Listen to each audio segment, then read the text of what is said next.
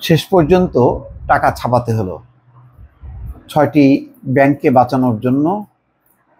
৬টি ব্যাংকের যাতে তারল্য ঘাটতি না থাকে, যাতে তারা গ্রাহকদেরকে টাকা দিতে পারে, সেই কারণে টাকা ছাপিয়ে সহায়তা করতে হলো।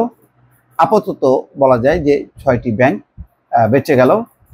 বলা হচ্ছে চাহিদা অনুযায়ী টাকা পাবেন গ্রাহকরা। আহসান এইচ মনসুর আনুষ্ঠানিকভাবে এই কথা বলছেন। সংকটে থাকা ৬টি ব্যাংকে ২২,৫০০ কোটি টাকার তারল্য সহায়তা দিয়েছে কেন্দ্রীয় ব্যাংক। ২২,৫০০ কোটি টাকা, হিউজ। এর ফলে আগামী রোববার থেকে ব্যাংকগুলোতে টাকা পাবেন গ্রাহকরা। তবে চাহিদার চেয়ে বেশি অর্থ না তোলার পরামর্শ দেওয়া হয়েছে। তারপর একটু রেস্ট্রিকশন রাখছে, যাতে এখন হুড়মুড় করে যদি সবাই টাকা তুলে ফেলে, তারা আবার সেই যেই লাউ সেই কদু। ব্যাংকগুলো হচ্ছে ফার্স্ট সিকিউরিটি ইসলামী ব্যাংক, সোশ্যাল ইসলামী ব্যাংক, গ্লোবাল ইসলামী bank, union bank, Exim bank এবং ন্যাশনাল ব্যাংক। দুঃখজনক হচ্ছে এই ৬টা ব্যাংক, ইসলামী ব্যাংক কিছুটা সেফ পজিশনে চলে গেছে। আসলে 7টা ছিল, এখন ইসলামী ব্যাংক বেঁচে যাওয়াতে এখন থাকলো ৬টা। এই ৬টা ব্যাংক ছিল হরি লুটের কারখানা শেখ হাসিনার আমলে।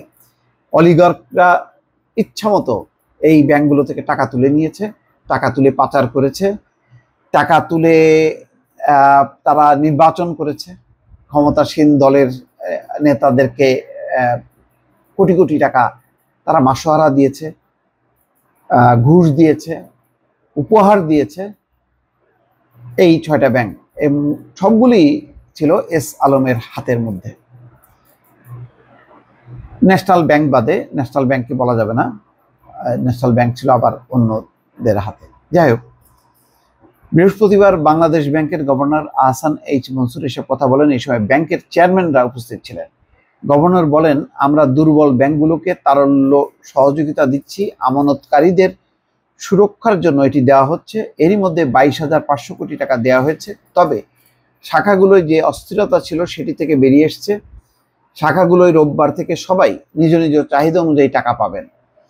সিদ্ধান্ত পরিবর্তনের বিষয়ে গভর্নর বলেন, আমি বলেছিলাম টাকা ছাপাবো না, কিন্তু সেটা থেকে সাময়িকভাবে সরে এসেছি। বন্ড ইস্যুর মাধ্যমে সেই টাকা তুলে নিয়ে আসবো, কিন্তু মনিটরিং পলিসি আগের মতোই টাইট থাকছে। মনিটরিং করাবে খুব কঠিনভাবে।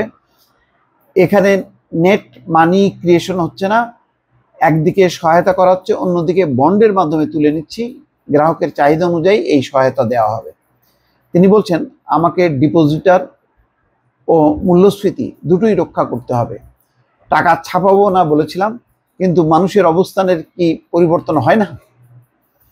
আগের সরকারের সময় যেভাবে টাকা ছাপানো হয়েছে তার সঙ্গে এর পার্থক্য কি জানতে চাইলে গভর্নর বলেন, এসব ব্যাংকের পর্ষদে পরিবর্তন আনা হয়েছে, টাকা চুরি বন্ধ করা হয়েছে, সবাইকে জবাবদিহির আওতায় আনা হয়েছে, সূচকগুলো নিয়মিত তদারকির মধ্যে আনা হয়েছে। বাচ্চারা ললিপপ চাইলে বাবারা যেমন দিতে থাকেন, আগে এভাবে টাকা ছাপিয়ে দেওয়া হয়েছে।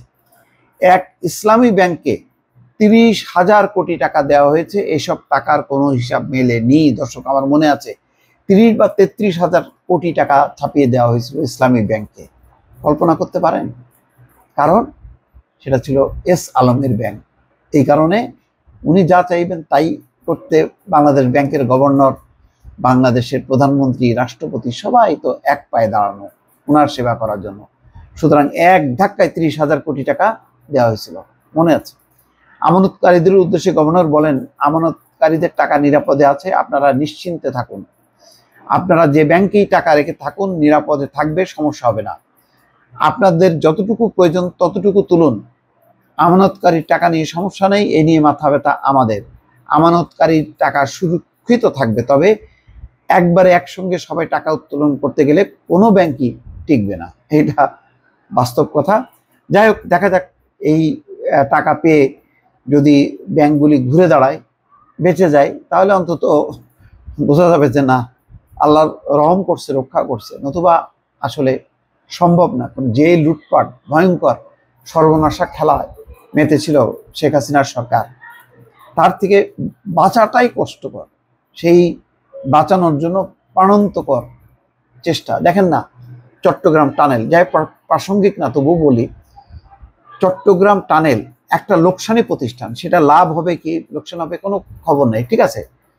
যদি এটা লাভজনক প্রকল্প হইতো তাহলে ঠিক আছে, কিন্তু লাভজনক প্রকল্প এটা হবে কি হবে না ওটা বিবেচনার আগেই 450-500 কোটি টাকা দিয়ে অতিথিশালা বানাইছে। কেন? ওই শেখ হাসিনা যদি কখনো মনে করেন যে উনি ওই কিভাবে গাড়িগুলি ঢুকে গেল মানে তলার মধ্যে, আবার পুরস্কার বেরোলো, ওই দৃশ্য দেখানোর জন্য অতিথিশালা নির্মাণ করা হয়েছে 450 কোটি টাকা। আর পাইক পেয়ান দ্বারা থাকার জন্য পাশে আবার রেস্ট হাউস বানাইছে, সব মনোরম রেস্ট হাউস, যেগুলি একদিনও ব্যবহার হয়নি, কিন্তু রাষ্ট্রের কোষাগার থেকে চলে গেছে। এইভাবে তারা ভোগ বিলাস আরাম আয়েসে ইচ্ছা মতো জনগণের টাকা মানে তারা খরচ করছে। আল্লাহ, বাংলাদেশের ইতিহাসে, পাক ভারত ইতিহাসে এইরকম দুর্নীতিবাজ, এইরকম রক্তচোষার দল আর কখনো আসেনি। দর্শক ভালো থাকবেন, আল্লাহ হাফেজ।